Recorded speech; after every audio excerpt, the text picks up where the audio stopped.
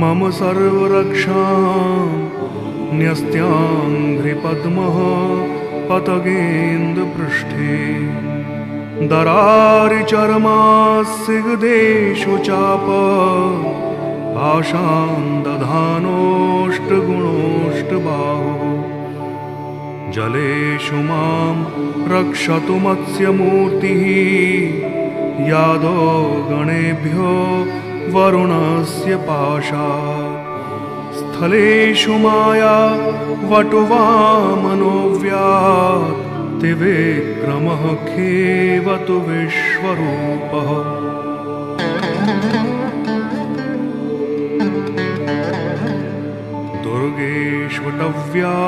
दुर्गेष्वटव्याजिमुखादिषु प्रभु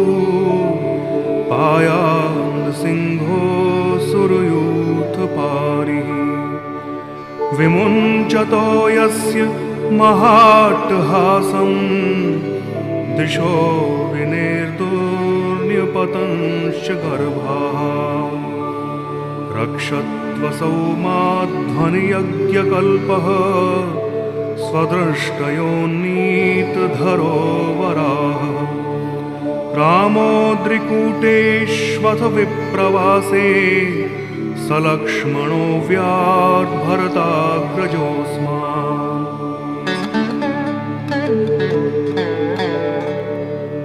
मामुग्रधर्मात् खिलात् प्रमादात् नारायणः पातु नरश्च हासात् दत्त्वस्तयोगा दथयोगनाथः पायात् गुणेशः कपिलः कर्मबन्धात् सनत्कुमारो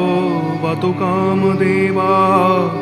द्वयशीर्षा मां पतिदेवहेलनात् देवर्षिवर्यः पुरुषार्चनान्तरात् कूर्मो हरिर्मां निर्यादशेषात्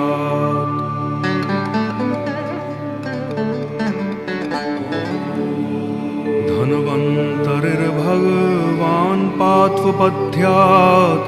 द्वन्द्वात् भयात् ऋषभो निर्जितात्मा यज्ञश्च लोका दवताञ्जनान्तात् बलो गणात् क्रोधवशादहीन्द्रः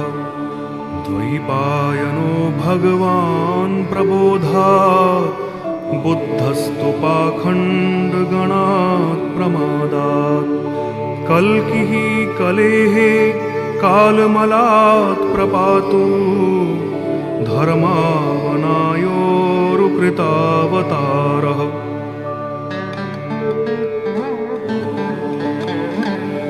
मां केशवो गदया प्रातरव्यात् गोविन्दवासङ्गवमात्तवेणुः नारायणः प्राणोदात्तशक्तिः मध्यं दिने विष्णुररीन्द्रपाणिः देवोपराह्ने मधुहोग्रधन्वा सायं त्रिधामावतु माधवो माम् दोषे हृषीकेश उत्तार्धरात्रे निशीथ एकोऽवतु पद्मनाभः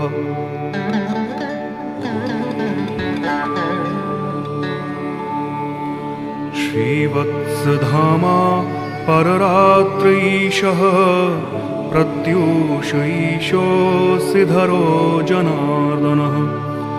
दामोदरो व्यादनुसन्ध्यं प्रभाते विश्वेश्वरो भगवान् कालमूर्तिः चक्रं युगान्ता नलतिग्मनेमि भ्रमत्समन्तात् भगवत्प्रयुक्तं दन्दग्धिदन्धग्ध्यरिसैन्यमाशु कक्षं यथावात् सखो हुताशः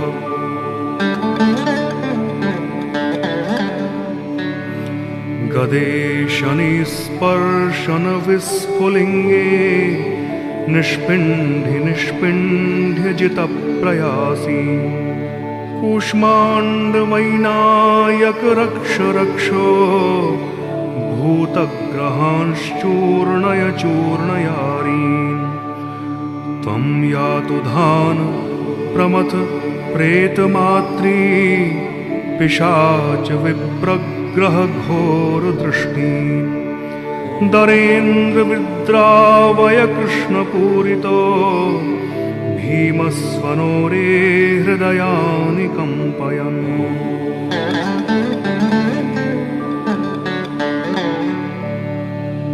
त्वं तिग्मधारा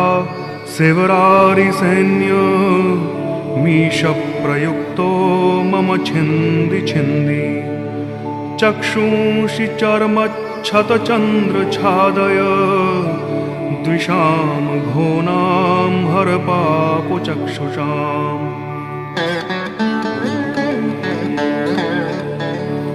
यन्नो भयं ग्रहेभ्यो भूत् केतुभ्यो नृभ्य एव च सरीसृपेभ्यो दृष्टिभ्यो भूतेभ्यो होम्य एव वा सर्वाण्येतानि भगवान्नाम रूपास्त्रकीर्तनात् प्रयान्तु संक्षयं सद्यो येन श्रेयः प्रतीपकाः गरुडो भगवान् स्तोत्र स्तोभश्छन्दोमयः प्रभुः रक्षध्वशेषकृच्छेभ्यो विश्वक्सेनः स्वनामभिः सर्वापद्भ्यो हरिर्नाम रूपयानायुधानिनः बुद्धीन्द्रियमनः प्राणान्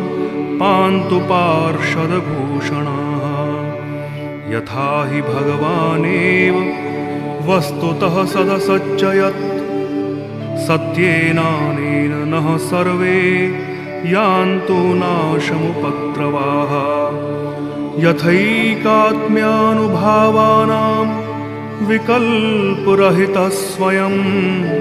भूषणायुधुलिङ्गाख्या धत्ते शक्तिः स्वमायया तेनैव सत्यमानेन सर्वज्ञो भगवान् हरिः पातु सर्वैः स्वरूपैर्नः सदा सर्वत्र सर्वगः।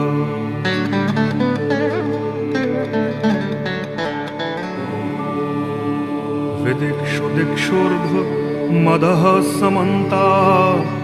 दन्तर्बहिर्भगवान् नारसिंहः प्रहापयं लोकभयं स्वनेन स्वतेजसा ग्रस्तसमस्ततेजाः